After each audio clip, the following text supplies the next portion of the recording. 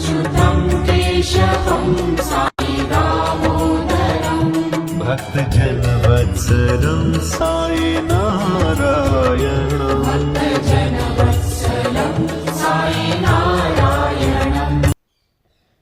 श्री सच्चिदानंद समर्थ सद्गुरु साईनाथ महाराजा। ओम नमो श्री साई नारायणाय। ओम नमो श्री साई गणेशाय नमः। ओम नमो श्री साई सरस्वत्यै नमः। ओम नमो श्री साई सद्गुरु परब्रह्मणे नमः। ఓం శ్రీ సాయిరామ్। సాయి బంధువులరా, ఆత్మస్వరూపులరా, ప్రేమస్వరూపులరా, శ్రీ సాయి సచ్చరిత్రం లెక్క ప్రకారం 42వ అధ్యాయం మనం విశ్లేషణ చేసుకోవాలి. కానీ శ్రావణ పౌర్ణమి సందర్భంగా దాని యొక్క విశిష్టతను చెప్పుకున్న సందర్భంలోనే విజయదశమి యొక్క విశిష్టత అంటే బాబా సమాధి చెందినటువంటి వృత్తాంతాన్ని 42వ అధ్యాయంలో క్లియర్గా మొత్తం కూడా చర్చించుకోవడం జరిగింది. కాబట్టి మళ్ళీ దాన్నే మీకు వినిపించడం ద్వారా చరివిత చరణలాగా ఉంటుందేమో. అందుకే 42వ అధ్యాయం పూర్తి అయింది అని భావించి 43, 44 అధ్యాయం ఈ 2 అధ్యాయాలు కూడా బాబాగారి సమాధి చెందినటువంటి విషయాల్ని తెలియజేస్తుంది. కాబట్టి ఈరోజు మనం 43, 44 అధ్యాయాలని పారాయణ మరియు విశ్లేషణ రెండు ఒకేసారి చేసుకుందాం. ఓం శ్రీ సాయినాథాయ నమః. శ్రీ సాయి సచ్చరిత్రం 43, 44 అధ్యాయాలు. దీంట్లో ముఖ్యమైన విషయాలు ఏంటంటే బాబా సమాధి చెందుట, ముందుగా సన్నాహము, ఇటుకరాయి విరుగుట, 72 గంటల సమాధి, బాబుసాహెబ్ జోగు సన్యాసం, అమృత తుల్యమునకు బాబా పలుకులు, నేననగా ఎవరు, చాలా విషయాలను చర్చించడం జరిగింది. ఇందులో 43, 44 అధ్యాయాలు రెండు కూడా బాబా సమాధి గురించే చెప్పాయి కాబట్టి రెండింటిని ఇందులో కలిపేసి చెప్పడం జరిగింది. మణియమ్మ ట్రాన్స్లేషన్లో ఏ అధ్యాయానికి ఆ అధ్యాయం సపరేట్గానే ఉంటుంది. ముందుగా సన్నాహం. హిందువులలో ఎవరైనా మరణించడానికి సిద్ధంగా ఉన్నప్పుడు గ్రంథములు చదివి వినిపించడం సాధారణాచారం. మన హిందూ సంప్రదాయంలో ఎవరైనా చనిపోవడానికి చావుకు దగ్గరగా ఉన్నప్పుడు వారికి భగవద్గీత, భాగవతం, రామాయణం మొదలైన గ్రంథాలు చదివి వినిపించే సంప్రదాయం మనకుంది. అయితే చనిపోవడానికి సిద్ధంగా ఉన్నారు అని ఎవరు డిసైడ్ చేస్తారు, ఎప్పుడు డిసైడ్ చేస్తారు, ఎలా డిసైడ్ చేస్తారు? ఒకప్పుడు అవకాశం ఉండేది, ఎందుకంటే ఈ హాస్పిటల్ వ్యవస్థ ఇంత ఎక్కువగా లేదు. ఎవరైనా సరే అనారోగ్యంతో ఉంటే మంచం మీద పడిపోయి ఉంటాడు, ఇక కదలలేక మెదలలేక ఉండే స్థితిలో ఉంటాడు. హాస్పిటల్స్ లేవు కాబట్టి అతన్ని ఇంట్లోనే పెట్టుకొని చూస్తూ ఉంటారు. నెమ్మదిగా అతని అనారోగ్యం ఎక్కువ అవుతూ ఉంటుంది. కాబట్టి కొద్దిగా తెలుస్తుంది ఇతను త్వరలో చనిపోతాడు అనే విషయం.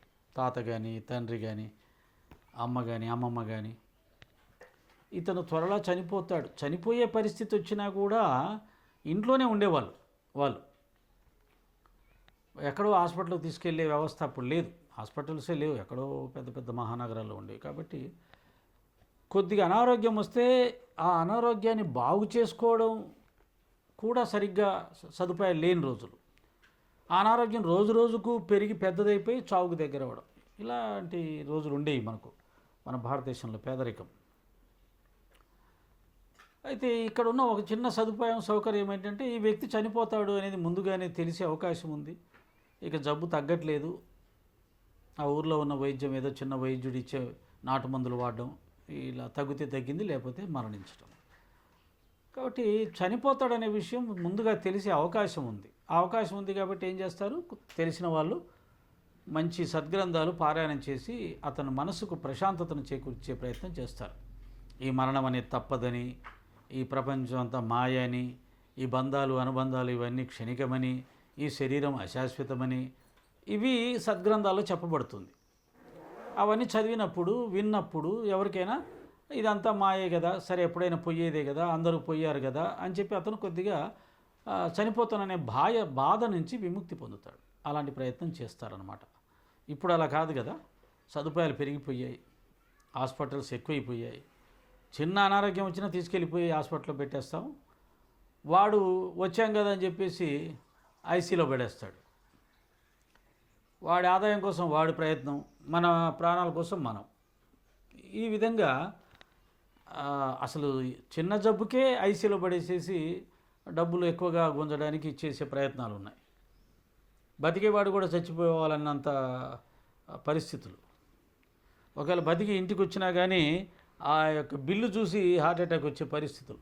ఇలా రకరకాల పరిస్థితుల మధ్యలో మనం జీవిస్తూ ఉన్నాం. కాబట్టి సాయిరామ్. కాబట్టి మరణం అనేది ఈ రోజుల్లో ఎప్పుడు వస్తుందో ఎక్కడ వస్తుందో చెప్పడం కష్టం. ఇంట్లోనే వస్తుందనే నమ్మకం లేదు. అంతేకాదు 100కి 90 యాక్సిడెంటల్ డెత్తులు, హార్ట్ అటాక్ డెత్తులు, హాస్పిటల్లో ఐసీ డెత్తులు. కాబట్టి మనకు ఇందులో చెప్పినట్టుగా చివరి దశలో భాగవతం, రామాయణం, భారతం, సచ్చరిత్ర వినిపించే పరిస్థితులు, ఆ వింటూ పోయే పరిస్థితులు ఈ రోజుల్లో కాస్త కష్టమే. కానీ ఒక 50-60 సంవత్సరాలు వెనక్కి వెళ్తే అలాంటి పరిస్థితులు ఉండేవి. మనకు హాస్పిటల్ సౌకర్యం పెరిగిందని ఆనందపడాలో తెలియదు. హాస్పిటల్ సౌకర్యం పెరగటం వల్ల చివరి దశ ఇంట్లో గడపకుండా ఐసీలో గడపాల్సి వస్తుందనో, యాక్సిడెంట్లో పోవాల్సి వస్తుందని బాధపడాలో తెలియదు. అలాంటి పరిస్థితుల్లో, చిత్రమైన పరిస్థితుల్లో ఉన్నాం. ఎందుకంటే ప్రపంచ విషయం నుండి అతని మనసును మరలించి భగవద్విషయములందు లీనమనర్చుట వలన అతడు పరమును సహజంగాను సులభంగాను పొందుతాడు. అంటే చనిపోయేటప్పుడు వాడి మనసు కనుక ఈ గ్రంథాల పఠనం వినటం వల్ల భగవంతుని యందు ప్రేమ కలిగి, శ్రద్ధ కలిగి, ఆ సమయంలో భగవద్ధ్యానం కనుక చేసుకుంటూ వెళ్ళిపోతే చివరికి మోక్షమే పొందుతాడేమో చెప్పలేము. ఎందుకంటే చివరి దశలో నీ మనసు ఏ స్థితిలో ఉంటే ఆ స్థితిని నువ్వు పొందుతావని భగవద్గీత చెప్తుంది. చివరి దశలో నువ్వు భగవంతుని తలుచుకుంటూ వెళ్తే మోక్షాన్ని పొందవచ్చు. కాబట్టి ఆ చివరి దశ ఎప్పుడు, ఎక్కడ, ఎలా అనేది ఎవడికి తెలియదు. కాబట్టి ఆ అవకాశం అందరికీ రాదు. పరీక్షణ్ మహారాజు బ్రాహ్మణ ఋషిబాలునిచే చెప్పింపబడి వారం రోజుల్లో చనిపోవడానికి సిద్ధంగా ఉన్నప్పుడు గొప్ప యోగియగు శుకుడు భాగవత పురాణాన్ని ఆ వారంలో బోధించాడు. ఈ అభ్యాసం ఇప్పటికీ అలవాట్లో ఉన్నది. మొట్టమొదట జరిగిన సత్సంగం ఏంటంటే ఇదే. పరీక్షణ్ మహారాజుకు సుఖభగవానుడు, సుఖయోగి భాగవతాన్ని 7 రోజులు బోధించాడు. చూడండి, ఇదే సత్సంగం, మొట్టమొదటి సత్సంగం ప్రారంభమైంది. ఆ తర్వాత సూత మహర్షి నైమిషారణ్యంలో అక్కడ ఉన్నటువంటి ముని బాలురకు భాగవత పురాణాలు తెలియజెప్పడం, ఇది 2వ సత్సంగం. ఆ తర్వాత సత్సంగాల ప్రక్రియని మన శంకరాచార్యులు వారు చెప్పడం జరిగింది, వాటి ప్రాధాన్యతని. ఆ తర్వాత షిరిడి సాయినాథుల వారు షిరిడిలో ప్రతిరోజు ఉదయం సాయంత్రం సద్గ్రంథ పఠన, విశ్లేషణ అనే ఒక సత్సంగ కార్యక్రమాన్ని ప్రోత్సహించారు. దాన్ని గ్రహించినటువంటి భరద్వాజ మాస్టర్ గారు మన ఆంధ్రదేశంలో సచ్చరిత్ర ఆధారంగా సత్సంగాల్ని ప్రారంభించారు.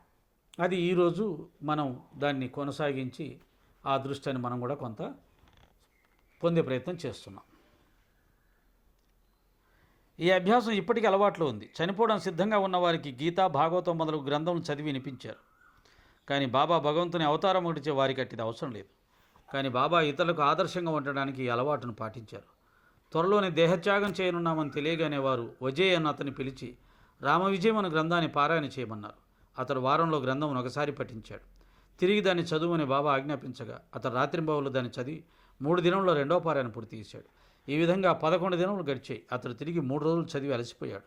బాబా అతనికి సెలవిచ్చి పొమ్మన్నాడు. బాబా నెమ్మదిగా ఉండి ఆత్మానుసంధానంలో మునిగి చివరి క్షణమునకై ఎదురు చూస్తూ ఉన్నారు. బాబా గారికి ఇది అవసరంలా. తన చివరి దశలో గ్రంథ పఠనం ఆయన వినాల్సిన అవసరం లేదు, చేయించుకోవాల్సిన అవసరం లేదు.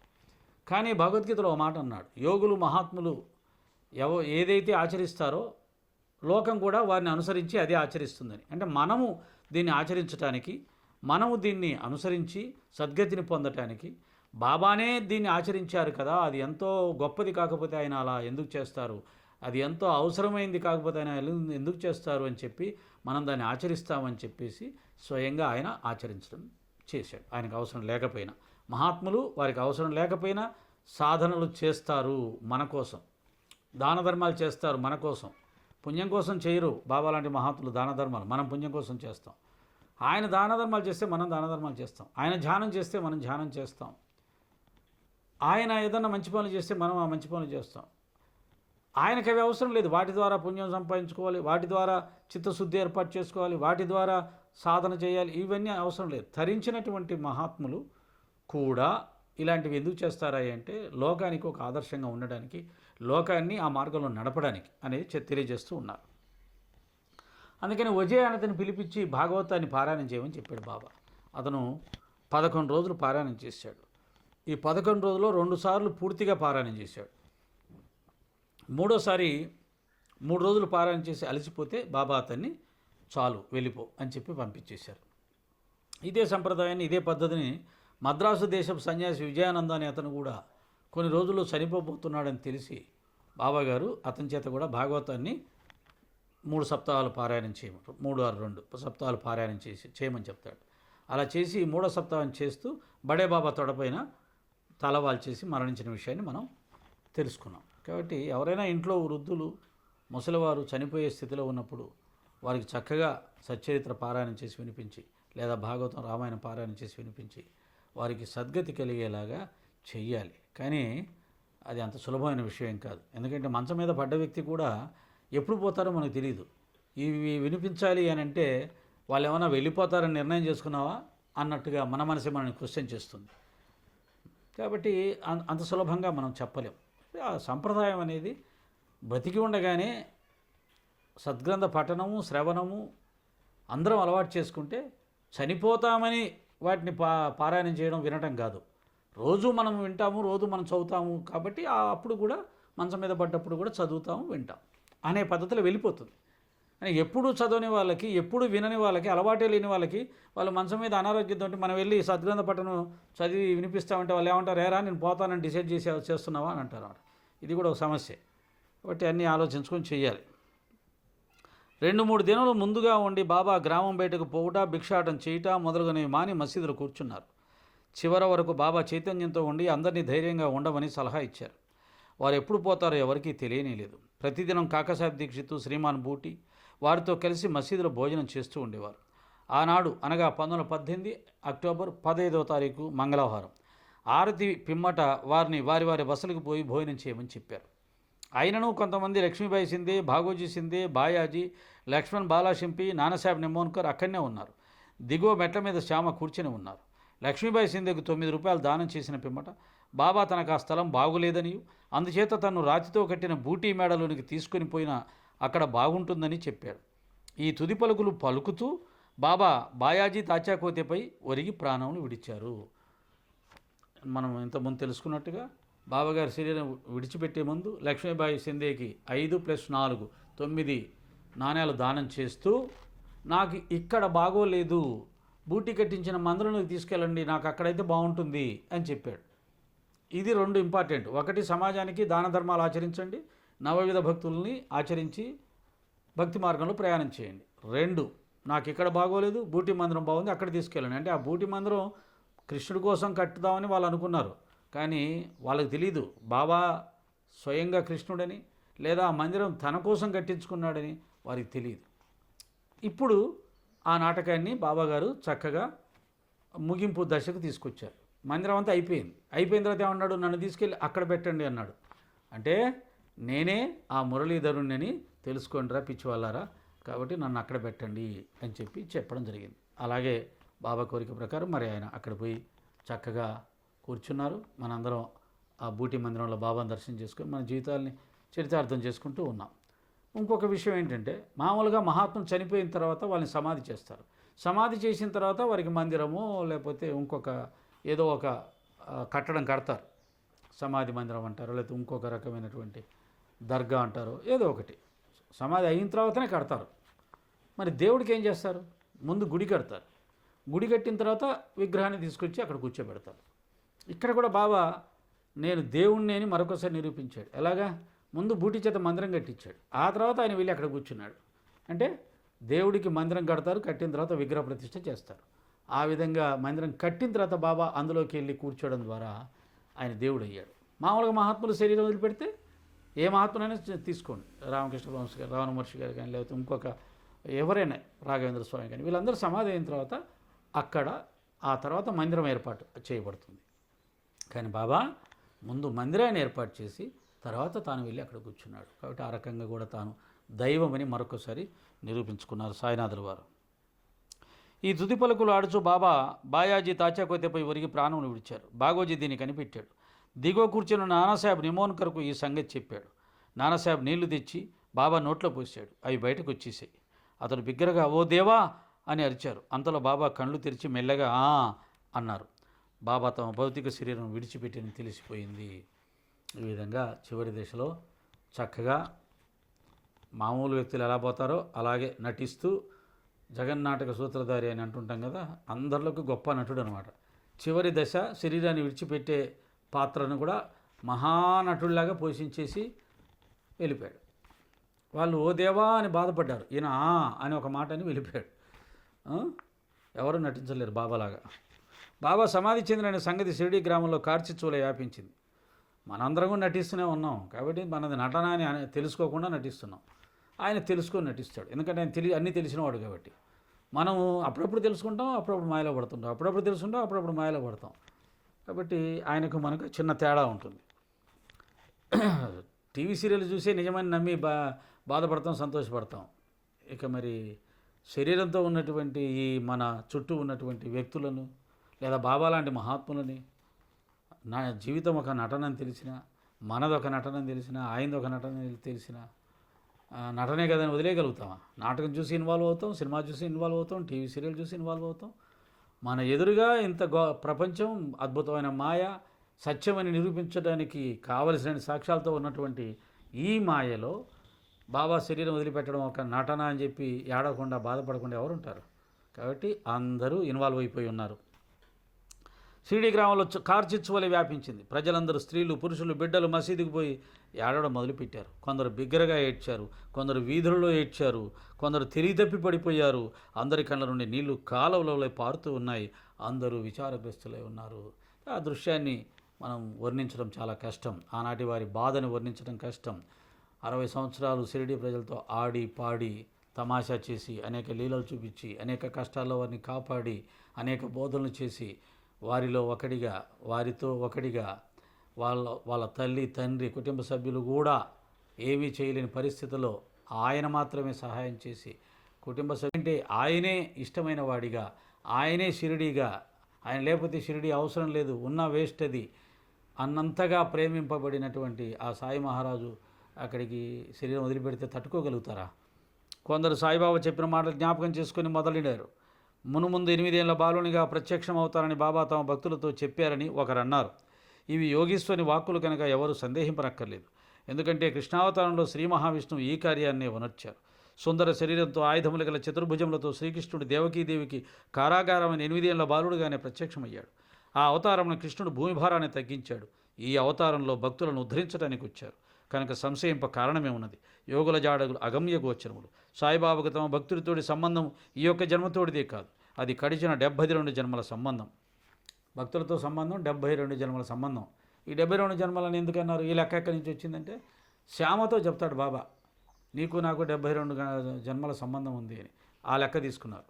అందరిది 72 జన్మల సంబంధం అని కావాలని లేదు, ఇంకా ఎక్కువ ఉండొచ్చు, ఇంకా తక్కువ ఉండొచ్చు. ఒక లెక్క ఇచ్చాడు. ఇట్టి ప్రేమబంధములు కలిగించిన ఈ మహారాజు ఎక్కడికో పర్యటనకై పోయినట్లు అనిపించడం వలన వారు శీఘ్రంగానే తిరిగి వస్తారు అన్న దృఢ విశ్వాసంతో భక్తులందరూ ఉన్నారు. బాబాగారు ఎక్కడికో వెళ్ళాడు, అప్పుడు వెళ్ళాడుగా, 3 రోజులు శరీరాన్ని వదిలిపెట్టి మళ్ళీ వచ్చాడుగా, ఏమో ఇప్పుడు కూడా మళ్ళీ వస్తాడేమో అనే ఆశతోటి వాళ్ళందరూ కూడా ఉన్నారంట. నిజంగానే మనం ఆలోచించవచ్చు, ఊహించవచ్చు. షిరిడి ప్రజలు బాబా మళ్ళీ రావచ్చు, ఇది కూడా ఒక నటన కావచ్చు, ఇంతకుముందు 3 రోజుల తర్వాత లేచాడు కదా, ఇప్పుడు లేగొచ్చు అనే ఆశతో చాలామంది చూసి ఉంటారు. సహజంగా అటువంటి డౌట్ వస్తుంది, ఇంతకుముందు ఒకసారి జరిగింది కాబట్టి. 2 రోజులు వెయిట్ చేశారు. మరి వారు శరీరం ఎట్లు సమాధి చేయాలి అనే విషయంలో గొప్ప సమస్య అయ్యింది. కొందరు మహమ్మదీలు బాబా శరీరాన్ని ఆరుబయట సమాధి చేసి దానిపై గోరీ కట్టవలనండ్రి. ఇంతకుముందు చెప్పినట్టుగా మహమ్మదీ మహాత్ములు ఎవరైనా చనిపోతే బయట సమాధి చేస్తారు, తర్వాత గోరీ కడతారు, ఆ తర్వాత దర్గాలాగా కడతారు, దర్శనీయ స్థలం చేస్తుంటారు. మహమ్మదీలు అయితే అలా చేస్తారు. హిందువుల్లో కూడా ఎవరైనా సమాధి చెందినా, జీవ సమాధి చెందిన తర్వాత మందిరం కడతారు. కుశాల్ చంద్, అమీర్ శక్కర్ కూడా ఈ అభిప్రాయాన్ని వెలిపించారు. కానీ రామచంద్ర పాటిలను గ్రామ మునసపు గ్రామంలోని వారందరితో నిశ్చితమైన దృఢకంఠస్వరంతో, మీ ఆలోచన నాకు సమ్మతం కాదు, బాబా శరీరం రాతివాడలు పెట్టవలసిందే అన్నాడు. అందుచే గ్రామస్తులు 2 వర్గాలుగా విడిపోయి ఈ వివాదం 36 గంటలు సాగింది. దాదాపుగా 2.5 రోజులు ఈ సమస్య బాగా చర్చనీయాంశమైంది. బాబాని బయట ముస్లింల పద్ధతుల్లో సమాధి చేయాలా, హిందువుల పద్ధతుల్లో లోపట చేయాలా? హిందువులకు మామూలుగా లోపట కూడా సమాధి చేసే పద్ధతి లేదు. హిందువులు సమాధిని బయటే చేస్తారు.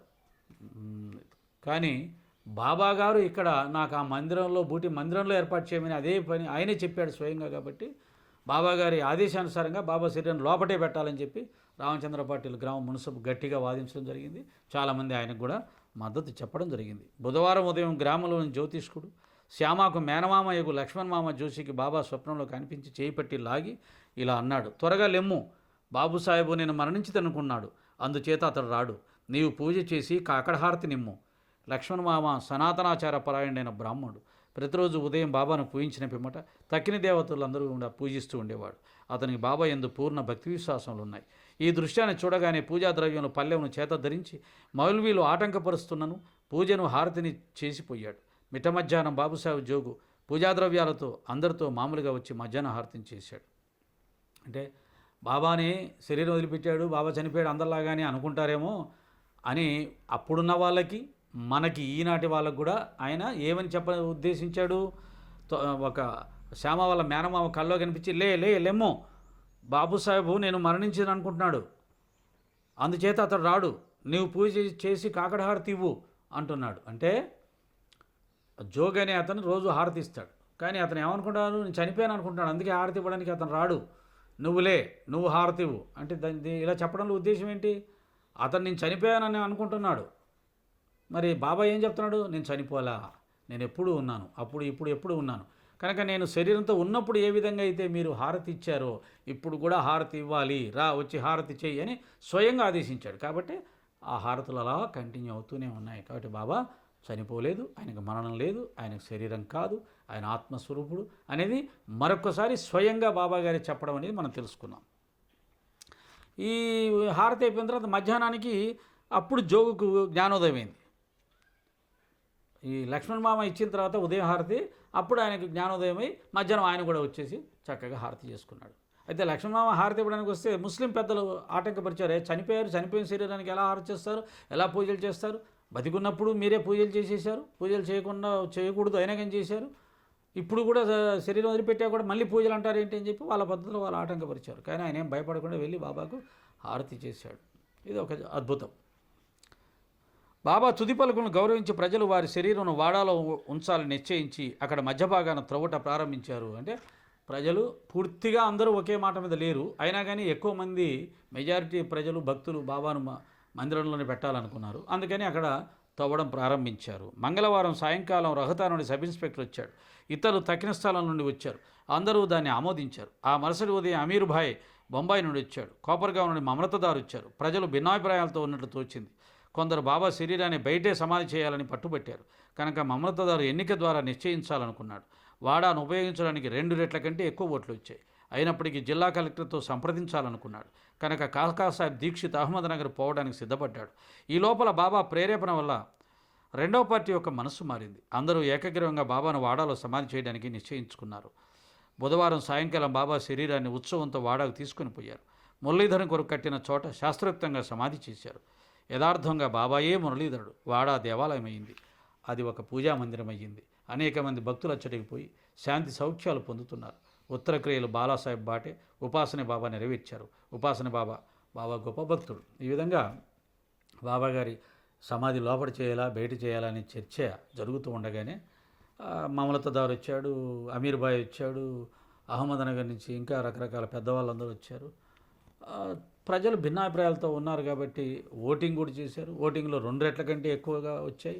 అయినా కానీ ఇంకా కొంతమంది మొండి పట్టుదలతో ఉండడం వల్ల అప్పుడు ఏం చేశారంటే కాకాసాహెబ్ దీక్షిత్ గారిని అహ్మద్నగర్ పోయి కలెక్టర్ గారితో ఆర్డర్ తీసుకున్నారు. కలెక్టర్ అప్పుడు ఇంకా సుప్రీం, జిల్లా కలెక్టర్ సుప్రీం, ఆయన ఒక మాట అంటే ఇంక అదే శాసనం. కాబట్టి కలెక్టర్ దగ్గరికి వెళ్ళి ఆయన దగ్గరే మనం ఆర్డర్ తెచ్చేసుకుందామని చెప్పి కాకాసాహెబ్ దీక్షిత్ బయలుదేరుతుంటే ప్రజలందరూ కూడా మిగతా బాబా సమాధిని మందిరంలో కాదు బయట చేయాలని గొడవ చేసిన వాళ్ళందరూ కూడా యాక్సెప్ట్ చేసి మీరు చెప్పినట్టుగానే మేము అంగీకరిస్తున్నాం, బాబా సమాధి లోపటే చేయండి, బాబాని మందిరంలోనే సమాధి చేయడానికి అంగీకరిస్తున్నామని చెప్పారు. ఆ విధంగానే చక్కగా లోపట బాబా సమాధి ఏర్పాటు చేయడం జరిగింది. ఈ యొక్క తర్వాత ఉత్తర క్రియలు, మామూలుగా ఎవరైనా హిందూ సంప్రదాయంలో చనిపోయిన తర్వాత శరీరం వదిలిపెడితే వారికి ఉత్తర క్రియలు ఉంటాయి. దానాలు, ధర్మాలు, ఇంకా రకరకాల వ్యవహారాలన్నీ ఉంటాయి అన్నమాట. 11 రోజులు, 9 రోజులు, 16 రోజులు, ఇవి ఒక్కొక్క రోజు ఒక్కొక్క కార్యక్రమం చేసే ఉంటాయి. అవన్నీ కూడా ఉపాసనే బాబా, బాలాసాహెబ్ బాటే వీళ్ళిద్దరూ నిర్వర్తించారు. మొన్న ఇంతకుముందు ఒక స్వామీజీ మన రాష్ట్రంలో బాబా దేవుడు కాదని చెప్పాలని విఫల ప్రయత్నం చేసి విఫలుడైనటువంటి వ్యక్తి బాబా శరీరం వదిలిపెట్టిన తర్వాత ఆయనకు కనీసం ఉత్తర క్రియలు కూడా చేయలేదు. కాబట్టి బాబా అలా అయిపోతాడు ఇలా అయిపోతాడు అని చెప్పి నోటికి వచ్చినట్టుగా కారు కూతలు కూసినటువంటి వ్యక్తులు కొంతమంది ఉన్నారు. ఆ వ్యక్తుల మాటలు పట్టుకొని ఇప్పుడు కూడా కొన్ని పిల్లకాకులు కూస్తూ ఉన్నాయి. బాబాకు ఎటువంటి ఉత్తర క్రియలు జరగలేదు. ఇదిగో సచేతులు క్లియర్గా ఉంది. ఉత్తర క్రియలు బాలాబాటే ఉపాసన బాబా చక్కగా నెరవేర్చారు. కాశీలో 1000 మంది బ్రాహ్మణులకి ఉపాసన బాబా భోజనం పెట్టాడు. ఇవన్నీ అద్భుతంగా మామూలు వ్యక్తుల కంటే అద్భుతంగా బాబా కార్యక్రమాలన్నీ బాబా జరిపించుకున్నారు. మనలాంటి వాళ్ళు ఉంటారు, దుర్మార్గులు ఉంటారు, ఈ కులాలు మతాలు సంప్రదాయాలు పట్టుకొని వేలాడే వాళ్ళు ఉంటారు. వాళ్ళు భవిష్యత్తులో నా శరీరం వదిలిపెట్టిన తర్వాత జరిగిన వాటిని గురించి కామెంట్ చేస్తారు. పిచ్చివాళ్ళు నా గొప్పతనాన్ని నా మహిమను అంగీకరించరు. ఈ అర్థం లేని వాటిని పట్టుకొని వేలాడే వాళ్ళు కొంతమంది ఉంటారు అనేసి ముందే తెలిసి ఆయన చక్కగా కార్యక్రమాలన్నీ కూడా చక్కగా జరిపి, ఆయనకు అక్కర్లేదు, ఆయన శాశ్వతుడు. మరణమే లేనటువంటి వాడికి మరణానంతరం జరగాల్సినటువంటి ఉత్తరక్రియలు జరిపించుకోవాల్సిన అవసరం ఆయనకేమిటి? కానీ మనం చచ్చి పుట్టేదానికే పుట్టాం కాబట్టి, చచ్చి పుట్టడం మాత్రమే మనకు తెలుసు కాబట్టి, వాటి గురించే మాట్లాడతాం కాబట్టి, ఆచారాలు సంప్రదాయాలు పట్టుకొని వేలాడతాం కాబట్టి మనకి ఇవి తప్పదు. కానీ ఆయనకేం అవసరం? మరణం లేనటువంటి ఆయనకు మరణానంతరం జరిగే ఉత్తరక్రియలు అవసరమా?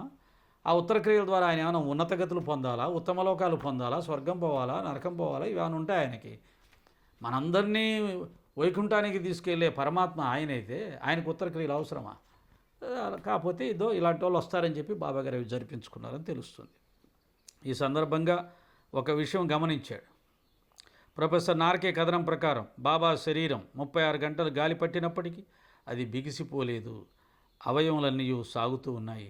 బాబా కఫని చంపకుండా సులభంగా తీయగలిగారు. అది బాబా శరీరం యొక్క గొప్పతనాన్ని తెలియజెప్తున్నారు. మామూలుగా మనిషి శరీరం వదిలిపెట్టిన తర్వాత 1 గంట 2 గంటలు కానీ అన్నీ బిగుసుకుపోతాయి. వాటిని ఇంకా కదిలించాలన్నా కానీ చాలా కష్టం. అందుకనే చనిపోయిన వెంటనే దుస్తులు మార్చేస్తారు, తర్వాత అయితే కష్టం అని చెప్పేసి. అటువంటిది 36 గంటల తర్వాత కూడా ఆయన శరీర అవయవాలన్నీ శుభ్రంగా ఎలా అంటే అలాగే ఫ్లెక్సిబుల్గా సౌకర్యంగా కదులుతూ ఉన్నాయి అనే విషయాన్ని తెలియజెప్పారు. కాబట్టి బాబా గారు శరీరం వదిలిపెట్టిన ఆయన శరీరానికి సజీవంగా ఉన్న శరీరానికి ఉన్న లక్షణాలే ఉన్నాయి తప్ప చనిపోయిన శరీరానికి ఉండే లక్షణాలు ఆయనకి రాలేదు. అంటే ఆయన కేవలం ఆత్మస్వరూపంగానే కాకుండా శారీరకంగా కూడా చైతన్య స్వరూపుడే. శరీరం కూడా చైతన్యంతో ఉన్నట్టే లెక్క. కాకపోతే అది ఉలకదు పలకదు. ఎందుకని? ఆయన ఉలకదలుచుకోలేదు, పలకదలుచుకోలేదు. పలకదలుచుకుంటే ఆ శరీరంతో కూడా పలికిస్తాడు, నడవదలుచుకుంటే ఆ శరీరాన్ని లేపి నడిపిస్తాడు, అన్నీ చేయగలుగుతాడు. అది ఆయన ఇష్టం. ఆయన సంకల్పానుసారంగా అలా ఉండాలనుకున్నాడు, శరీరాన్ని వదలాలనుకున్నాడు, వదిలేశాడు. ఆ తర్వాత ఏం చేశాడు, శరీరం వదిలిన తర్వాత ఏం చేశాడు అనేది ఇప్పుడు మనం చూస్తూనే ఉన్నాం. 100 సంవత్సరాల నుంచి ఆయన యొక్క చైతన్యం విశ్వవ్యాప్తంగా ఎలా వ్యాపిస్తూ ఉందో, ఎంత గొప్ప స్థాయికి వెళ్ళిపోయిందో షిరిడి మనందరం చూస్తూ ఉన్నాం. ఆ తర్వాత ఇటుకరాయి విరుగుట అనే దాని గురించి తెలుసుకునే ప్రయత్నం చేద్దాం. ఓం శ్రీ సాయిరామ్.